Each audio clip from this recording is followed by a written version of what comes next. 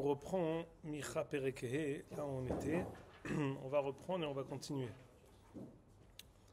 Ve'ata Bethlehem Ephrata Tza'ir liyod be'alfei Yehuda Mimecha liyetze liyot Moshe be'Yisraël u'motzaotav mikedem mime'olam. On a dit ici que on avait comme deux shlabim.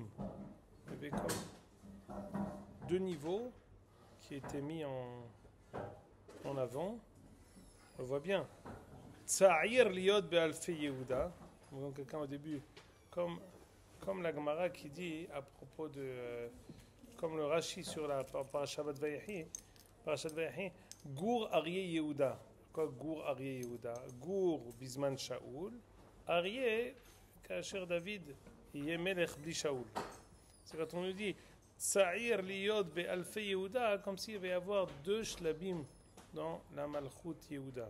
Premier shlab où il va être d'abord Tza'ir, Bethlehem Ephrata, on avait fait référence à la madriga de Rachel Imenu.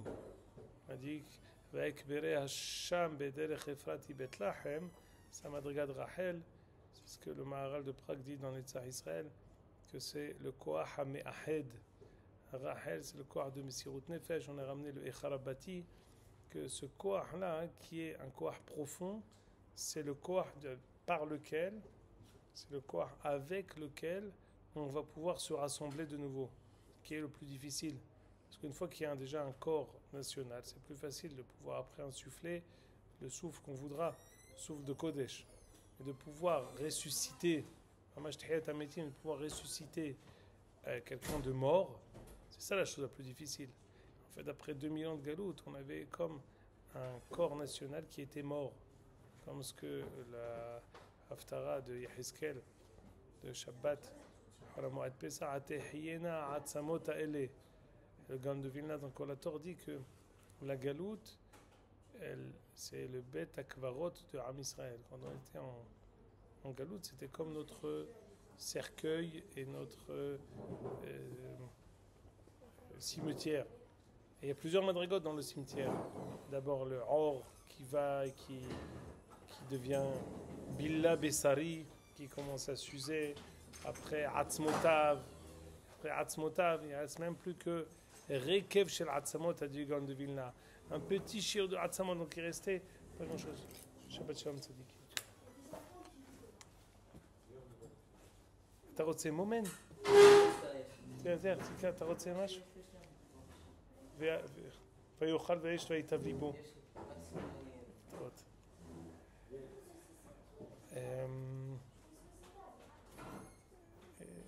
Pour pouvoir revivre, on a besoin d'un minimum. On ne peut pas revivre Kipchuto de ses cendres. Il y a un Rekev Shel Atzamot, c'est un petit shi'ur duquel on a pu ensuite se rassembler de nouveau. Mais ça, c'est quoi? C'est le Koach de Rachel.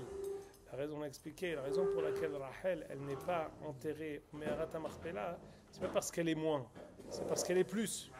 Parce qu'elle a un rôle qui est fondamental, que par sa force, c'est le Koach HaKibutz.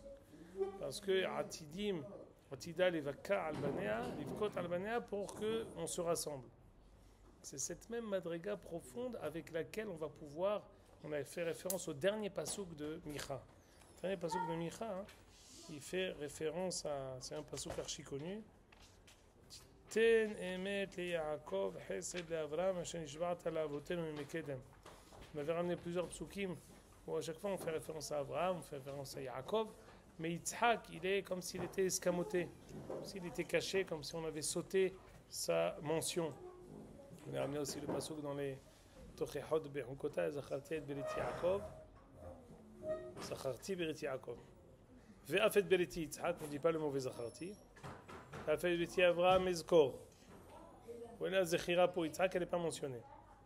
On a dit également, et c'est aussi Titenemet Yaakov, Hesel Avraham ou Yitzhak.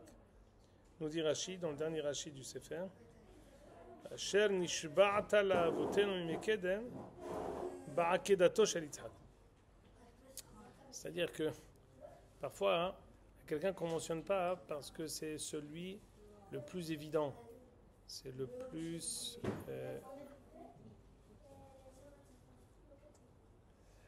c'est le plus évident et c'est celui qui est posé devant Akadosh Baruch Hu. Et Pharaon savoure les fanav.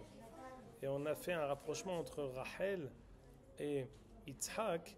Les deux ont une madriga pnimite, peut-être la madriga la plus pnimite de la Ouma, par laquelle, quand on parle de Shvu'a, quand on parle d'alliance, l'alliance est toujours la chose la plus profonde, par laquelle ensuite on va pouvoir relancer toute la machine. Donc on revient. Il est question ici de Am Israël qui est avant la veille de la destruction du Beth Amikdash, la veille de la galoute de Aseret HaShvatim. On est au temps de Oziyahu, on est au temps de Pekah ben Remaliahu, on est au temps de où Akadosh Baruch Hu est à l'aube, la veille de la galoute, l'exil, la destruction du Beth Amikdash. Malgré tout, Micha nous a prophétisé sur Aharit Hayamim, ce qu'on a dit dans Perek Dalet, Vaya be'Aharit Hayamim, Nachon yeh behar Bet Hashem, berosh ha'arem v'nissa migevaot, v'nelecha, Yagoim yomru, nelecha be'orchotav, ki mitzion tetzeh Torah, dvar Hashem Yerushalayim, le pasuk qu'on avait étudié, toute la paracha qu'on avait étudiée sur les Goïm. Et après, on revient encore sur les Atid Lavo, comment Akadosh Baruch Hu va organiser la Géoula finale. La Géoula finale va d'abord s'organiser autour de Ephrata, autour de Koach de Rachel, Koach HaKibutz. Et il va y avoir deux shlabim. Le premier shlav, ça va être le shlav de Kibbutz Galouyot, où il va y avoir Tsa'ir Be'alfei Yehuda.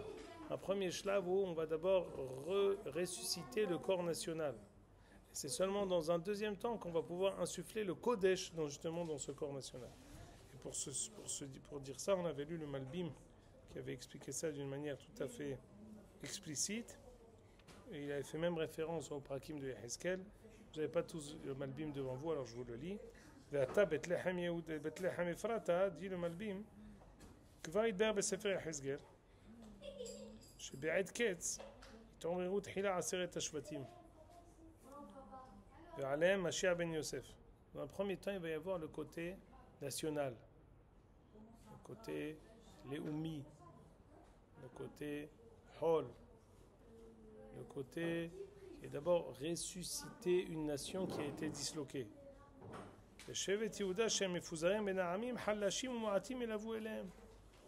Et les personnes religieuses seront alors halashim, c'est-à-dire ils ne seront pas dominants, ils ne seront pas ceux qui sortiront du lot pour donner leur voix, donner une voix claire qui va donner une possibilité de direction et de gestion de la Ouma.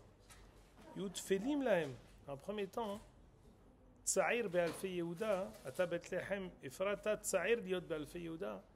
Dans un premier temps, Yehuda, il va être secondaire. Pourquoi? Parce que d'abord, ça va être dans les faits, dans l'ordre où il y a eu la galoute, il va y avoir la Géoula. La galoute, elle a commencé par Aseret HaShvatim, avec Sanherib, et après, il y a eu la destruction de Malchut Yehuda et du Beth Amikdash du temps de Ménaché. D'abord, a précédé quelques dizaines d'années d'avant, l'exil de Aseret HaShvatim. Alors, quand on va se réveiller, ça va être la même chose. D'abord, on va ramener Aseret HaShvatim. C'est-à-dire que quoi, Aseret HaShvatim, c'est Malchut Israël. Malchut Israël, ça veut dire c'est le Koach Léoumi. Le Koach qui a décidé pendant un moment de déplacer le centre du culte. Si le centre du culte c'était Yerushalayim, il a décidé de mettre des gardiens. On avait dit que c'était le début du Sefer Micha, hein, au temps de roi d'Israël, à ce moment-là, Akadosh Baruch Hu a décidé de punir Am Israël. Mais pourquoi? Au contraire, du temps de Yarovam ben Yoash, c'est le temps de Micha, Yarovam ben Yoash, c'est un moment où il a décidé, le roi Hoshea ben Ela, il a décidé de rétablir la possibilité de revenir à Jérusalem. C'est une raison d'exiler Am Israël. Réponse, oui, c'est la raison d'exiler Am Israël. C'était le début de notre étude dans Sefer Micha. Pourquoi? Parce que Hoshea ben Ela, il a dit on peut regagner Yerushalayim. Et alors?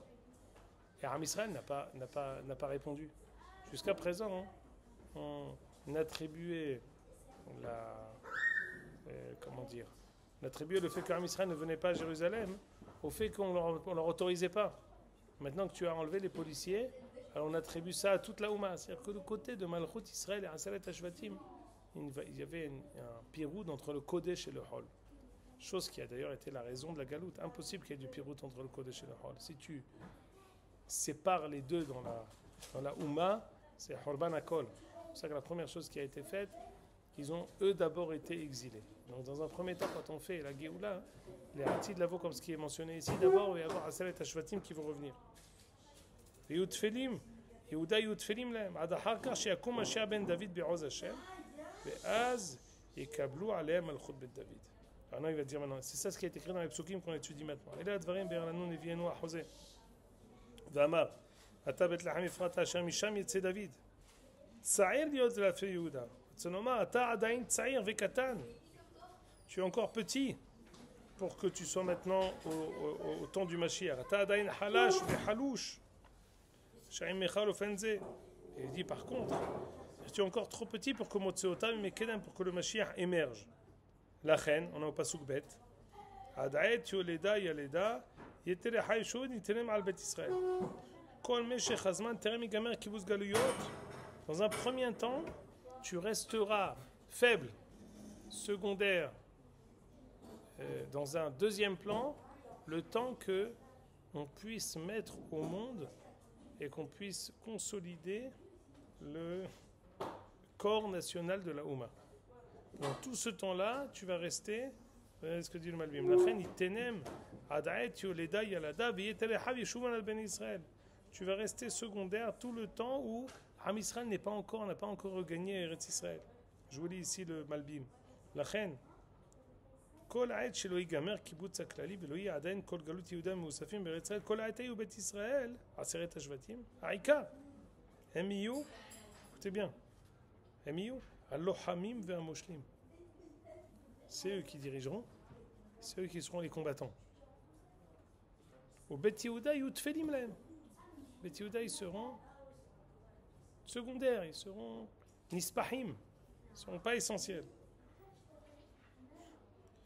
כמו שנאמר ביחזקאל, לנבואה très connue de ההפטרת ויגש, הנה אנוכי לוקח את עץ יוסף אשר ביד אפרים, ונתתי עליו את עץ יהודה. חזק מאוד. Je vais fusionner le Etz Yehuda avec le Etz Yosef. Mais le Etz Yosef, c'est le Etz existant. Sur ce Etz Yosef, je vais réussir à faire une fusion avec le Etz Yehuda. C'est-à-dire que c'est la période compliquée quand tu fais une greffe. Le moment le plus dangereux, la greffe, c'est coève, c'est dangereux. C'est un moment où est-ce que tu refuses la greffe? Est-ce que la greffe a réussi à être acceptée par le corps? Une fusion, c'est pas une fusion qui est deux bouts de bois qui restent chacun indépendants. Ils vont devenir un seul et même bois. Maintenant on arrive. Ça, donc on a dit Pasuk Aleph, Pasuk Gimel. Ve'amad, Ve'ra'a, Be'oz Hashem.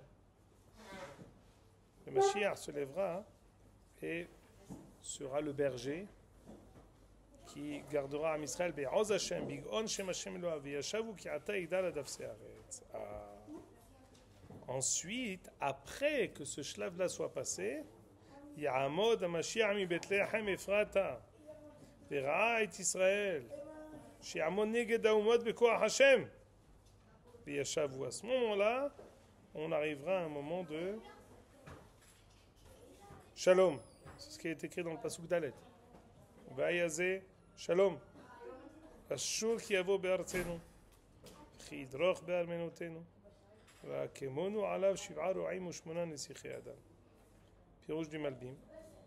À ce moment-là, que la Gdoulat Mashiach se répandra partout, Akadosh Baruch Hu dit, écoutez bien, c'est ça ce que je vais étudier avec vous aujourd'hui, והקמונו עליו 7 רועים. Akadosh Baruch Hu va établir 7 bergers, ו8 נסיכי אדם, et 8 princes. ורעו את ארץ אשור בחרב, ותראה צימון בפתחיה, והציל מאשור כי יבוא בארצנו, וכי ידרוך בארמנותינו, בגבולנו. Et ils empêcheront toute Ouma Velachon de venir marcher, de venir nous attaquer dans nos gvulot, Au contraire, on arrivera à les repousser en dehors des gvulot. On arrivera à les mettre, à les repousser en dehors. Ils n'arriveront même pas à arriver en Eretz Israël. Adkan. Maintenant, ta question, elle est, c'est quoi ces 7 ro'aim et shmona nesichei Adam? Qui sont-ils? Et qu'est-ce que et à quoi ça correspond? Alors, Rashi nous dit, והקמונו עליו 7 רועים ו8 נסיכי אדם, רבותינו פירשו שמותיהם בסוכה, ואיני יודע מהיכן למדו. Ils sont spécifiés et mentionnés dans Masechet Souka, mais je ne sais pas comment on a pu les faire correspondre. Alors, je vous invite à voir Souka Nunbet Amoudbet. Vas-y. On a 7 cuisines. Alors, on va voir que, c'est une bonne remarque que vous dites, on va voir que ça ne va pas correspondre.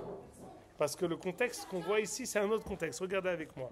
Nunbet Amoudbet.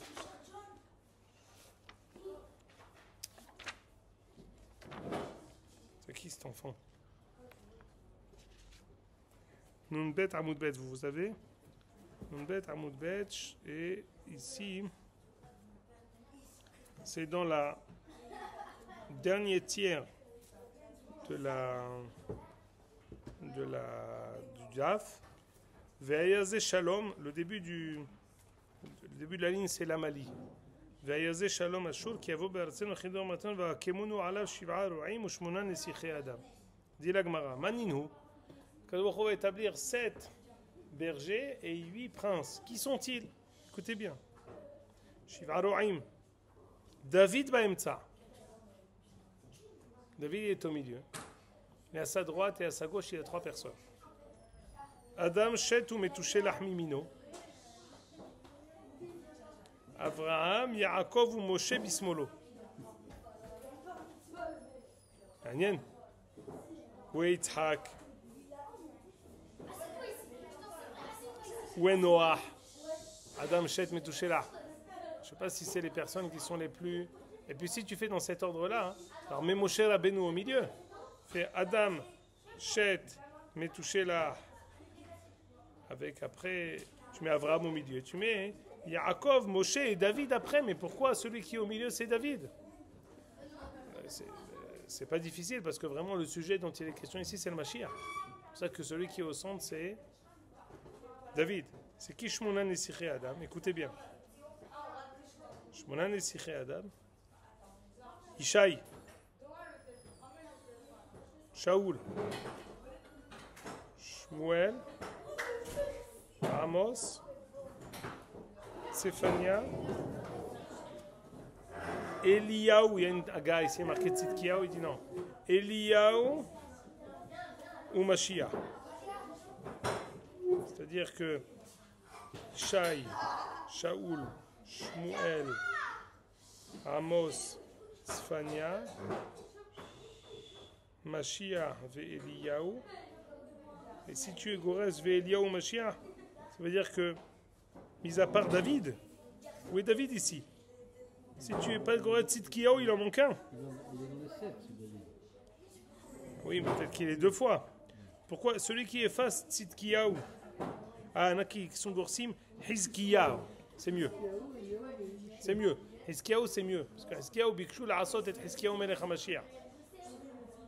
Mashiach ve Eliyahu. Il a fait mieux. Dit Rashi, on ne sait pas qui c'est. Comment on a pu dire à quoi ça correspond? Rashi dit, on a attaché à ces personnes-là des noms. Rashi dit, je ne sais pas quel est le rapport. Alors regardez s'il vous plaît avec moi le Maharsha. Vous avez la capacité d'ouvrir le Maharsha. Il y a un Maharsha ici extraordinaire. Donc le Maharsha c'est en petit.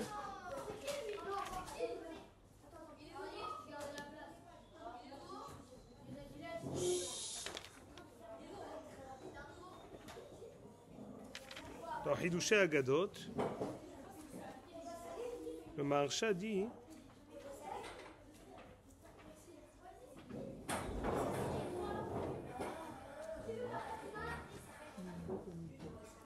C'est à la fin. Shiv'a Ro'im. C'est juste avant Dafnun Gimel. C'est juste avant Dafnun Gimel dans le Maharsha. Il est marqué Zain Ro'im.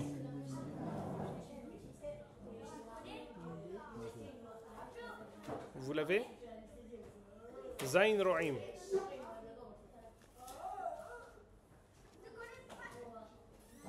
Ro'im, vous l'avez ou non?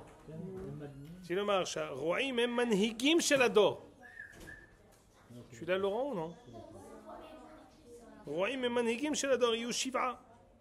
ודוד באמצע דוגמת מנהיגי עולם האמצעי. שהם שבעה כוכבי לכת והשמש באמצע. C'est comme si tu as le soleil au milieu et les astres qui sont autour du soleil. כמו שכתוב על חומת דוד, כי כשמש ינון. וזה מה שכתוב לאל, ואתה בית לחמי יהודה ממך יצא לי מושל, ועמד ורעה בעוז השם, דהיינו שדוד יהיה העיקר בין המנהיגים. Donc David sera au centre. וקראם רועים במקום מנהיגים, כי ברובם מפורש שהיו רועים ממש. La particularité de tout cela, c'est qu'ils étaient eux-mêmes des bergers. Et le pasuk nous dit explicitement qu'ils étaient bergers. David ro'a tzon, Yaakov היה רועה צאן לבן, משה היה רועה צאן יתרו, שת נאמר בו, כי שת לי אלוהים זרע אחר תחת הבל, הבל היה רועה צאן. Donc Adam, je ne sais pas s'il était roué, Chet il était à la place de Hevel qui était roué, mais touché là on n'a pas de raya qu'il était roué, mais David, Moshe, Yaakov, il n'a pas ramené de pasouk sur Abraham.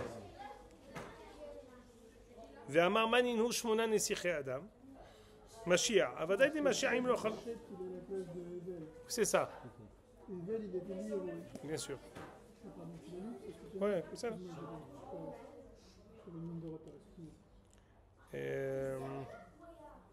הוודאי דמשיח אם לא חל כולם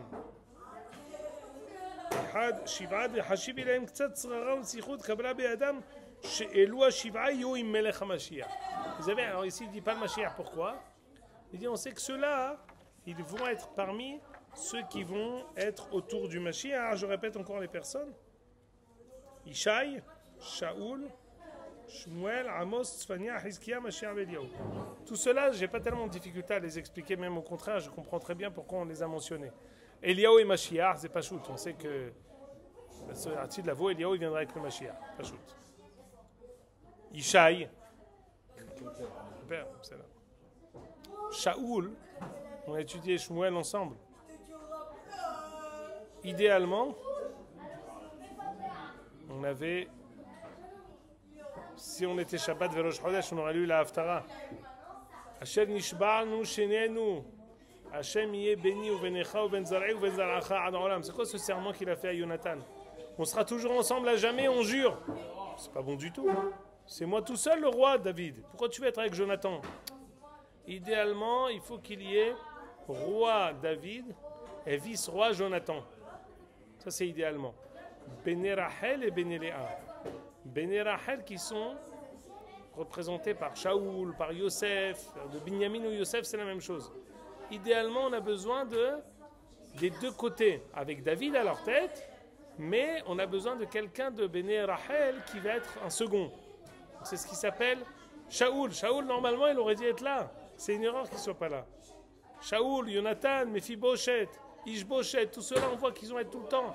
On a dit aussi au début de Melachim que tout le temps où Shlomo était avec son maître, Shimei ben Gera, il ne fautait pas.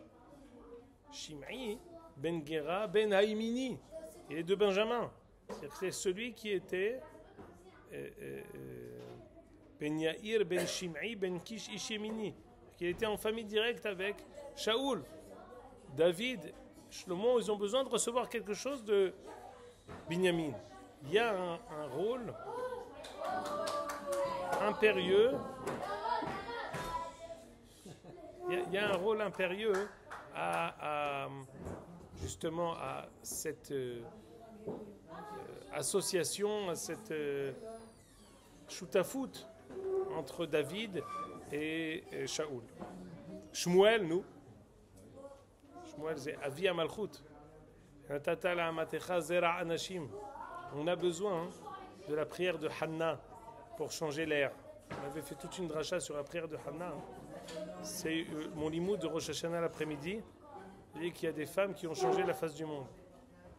Hanna, comment elle a changé la face du monde? Elle a inventé toutes les ilchot tfila. C'est depuis Hanna qu'on prie à voix basse. Hanna, elle a pas seulement changé la tfila dans la manière de faire la prière, mais elle a changé aussi le torrent de la tfila. V'titpallel al Hashem. C'est la première qui a prié, pas pour elle, pour Hashem. Elle a prié pour Hashem. Il est arrivé le moment de faire un changement de phase et d'air, de la phase des Shoftim à la phase des Melachim, des Vi'im. Est arrivé le moment que tu fasses, que l'avènement du premier Navi arrive pour faire émerger le roi Shaoul et David. Donc, Miyoter Tov, que Shmuel. Shmuel, c'est le symbole justement de ce changement d'air. Hanna, qui est la première qui a prié. Veiten oz le malko veyarem keren mishiach. C'est la première qui a prié pour Melech HaMashiach. Veiten oz le malko ici be'oz Hashem. Donc c'est Shmuel. Maintenant, la vérité, Amos et Tzfania. Alors ici, il y a 100 pages pour expliquer pourquoi Amos, il est là. Et Haval que je connaissais pas ça avant qu'on a fait Amos.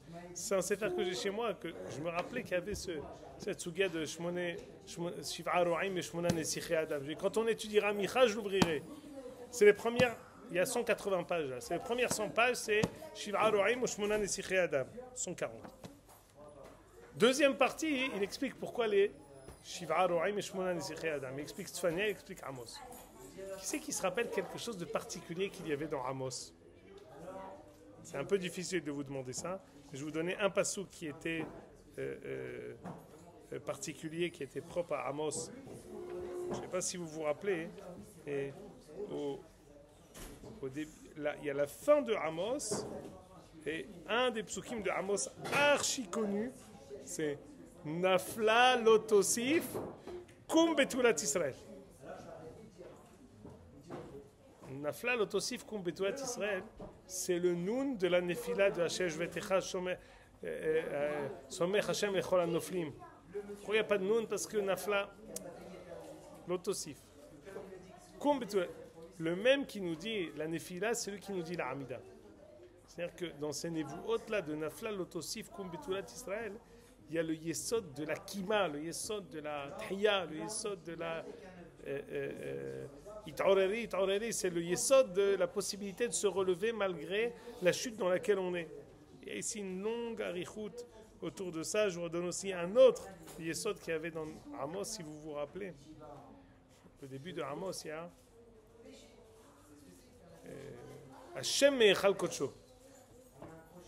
Il y a une she'aga. Il dit que Amos, c'était le tremblement de terre au temps de Oziyahu. Il y a eu un rugissement qui est sorti de là-bas. Ça correspond à quoi? C'est la Shrina qui crie, qui appelle à son accomplissement et à sa réalisation. C'est quoi le dernier pasuk de Amos? Le'atid lavo HaKadosh Baruch Hu iten lo ra'ev lalechem velo tzameh lamayim ki im nishmoa et dvar Hashem. C'est-à-dire que il faudra qu'on fasse, après coup, quand on fera Tzfania, qui est un des Nevi'im les plus courts, il faudra qu'on fasse les deux en même temps. Mais il y a Amos Tzfania. Et il y a oui, Mashiach, nous, mais dans tous, je vous répète, Yitzhak n'apparaît pas. Je vous répète, il n'apparaît pas, pas parce qu'il n'est pas là, parce qu'il est omniprésent. Parce que c'est de la force de Yitzhak et de Rachel qu'on va réussir à se relancer de nos propres cendres. C'est-à-dire que il y a quelqu'un, comme quand on dit dans Agada Shel Pesach, pourquoi Moshe il n'apparaît pas? Parce que c'est comme Gadol Meraban chez moi, quelqu'un que tu ne mentionnes pas parce que tout est lui. Tu ne dis pas où il est. C'est Zehu. Moshe Rabbeinu Zehu. D'ailleurs, il apparaît une fois Moshe dans la Agada. On dit Vayosha Hashem Bayom Moot Israël Mianisayim Vayasam et Hashem Israël de Gasha Hashem Israël Vayaminu Bashem Uv Moshe Avdo. pas en tant qu'acteur. On dit c'est Psukim Hashem, Vayaminu Hashem Moshe Avdo. On dit Moshe. On le dit en tant qu'ils ont cru en lui. On ne le dit pas en tant que qu'est-ce qu'il a fait ou qu'est-ce qu'il a agi. Parce que justement, c'est lui qui est omniprésent dans toute l'action. Donc je reviens. Ici, il est question d'un ta'alir. Ce ta'alir qu'on a commencé à dire la semaine dernière, c'était le ta'alir qui dit il y a un premier shlav, on va reconstruire le corps national, mais après le deuxième shlav, c'est le shlav le plus important, et c'est là ce qu'on arrive ici, dans Pasuk Vav. Ah pardon, je ne vous ai pas dit une chose. Écoutez bien. Là, je vais vous dire le Malbim. C'est ça ce que je voulais dire. Et vous pouvez fermer.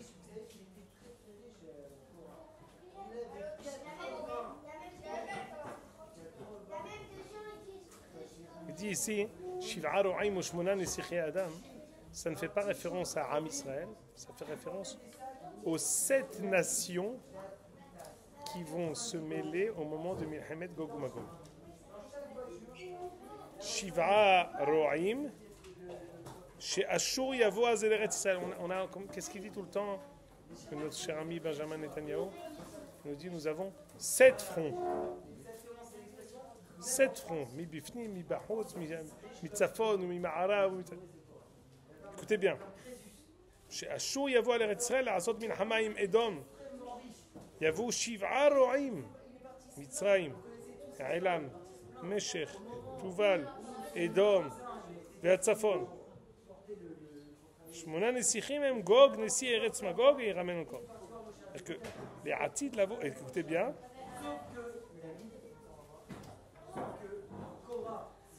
Ça c'est le côté universel qu'il y aura לעתיד לבוא. לעתיד לבוא, on a dit, יבואו אומות העולם, ils viendront apprendre la Torah. Le premier shlav, c'est d'abord on se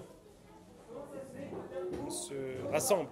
Le deuxième shlav, on a besoin, ce que je vous ai répété plusieurs fois, on a besoin du shlav du da'at. Le shlav du da'at à tel point que Umot ha'olam voudront apprendre de nous. À tel point que Umot ha'olam voudront apprendre de notre moussar.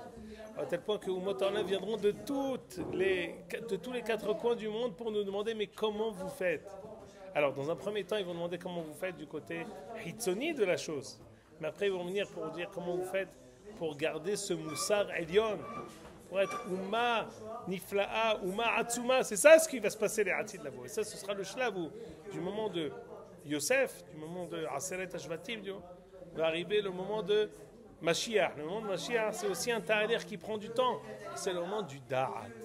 Le moment où, sur le corps, Da'at, sur le corps, sur ce corps national qui est d'une manière ou d'une autre éteint parce qu'il n'a pas encore sa maturité intellectuelle, est arrivé le moment maintenant qu'on arrive à le Kodesh, le moment où Mota'olam viendront pour dire on veut apprendre de vous.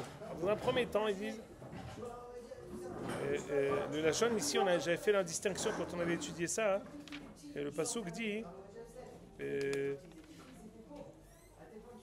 Yorenu mideracha venelecha beorchotav. Yorenu mideracha venelecha beorchotav. Il y a mitzvot et il y a idéaux. C'est-à-dire que, dans un premier temps, c'est plus facile toujours de s'attacher à des idéaux, à des idées, à un moussar. Et après qu'on s'attache au moussar, on va demander même, orchotav, c'est moussar. Yorenu midrachav, c'est hora'a pratit des mitzvot. On a une possibilité de pouvoir. Ensuite, après qu'on reconnaît la suprématie de Am Israël, on arrive ensuite à une mitzvot particulière que chacun va. Mais c'est le moment du Kodesh. C'est le moment où Am Israël arrive à être conscient et à demander son identité profonde. Zema she'anachnu chayim achshav.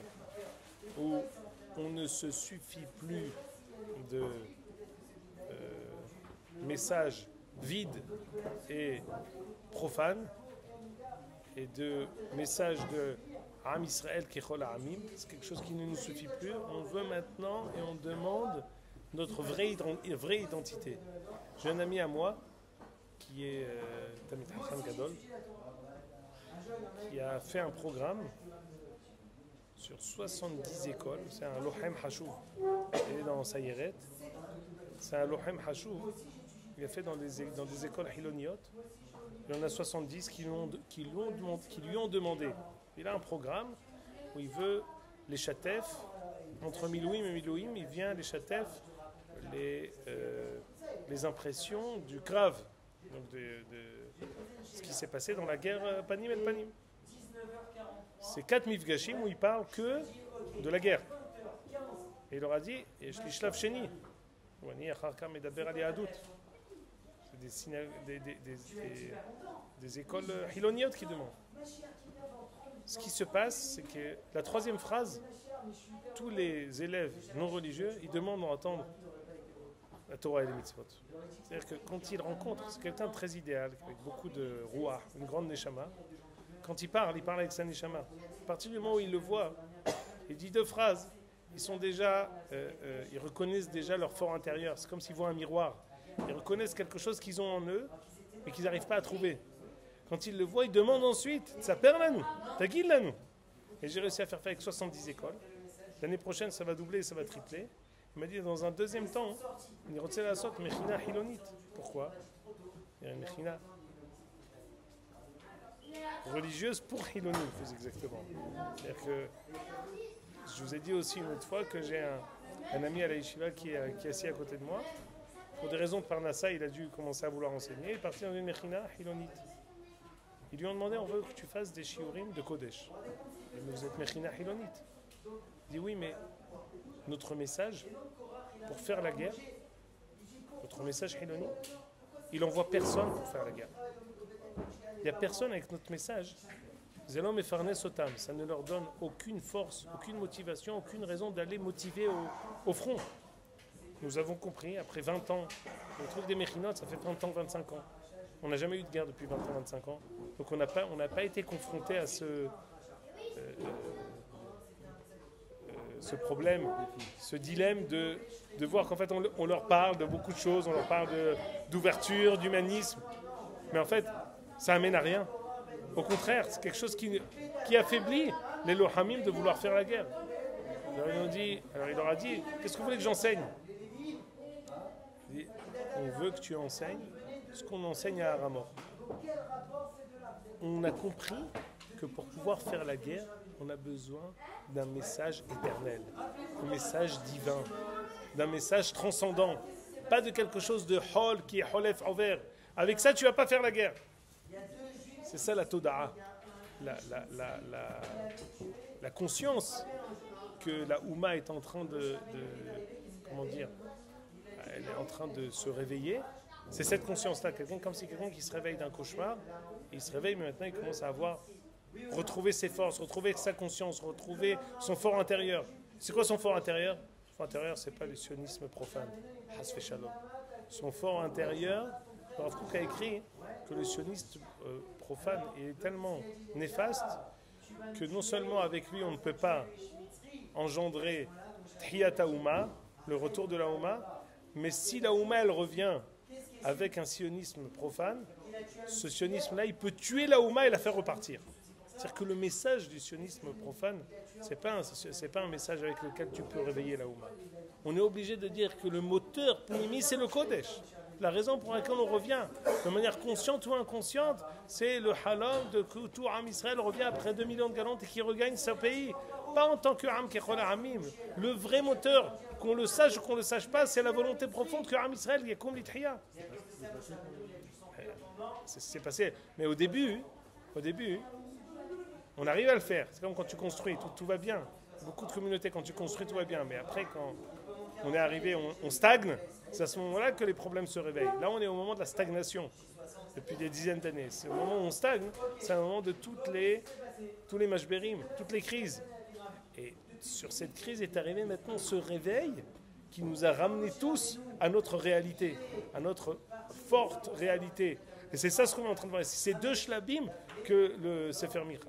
La semaine prochaine, les Zrat Hashem, Vehaya she'erit Yaakov la haftara de Shabbat Balak, Hazak ou Baruch, Skouvé.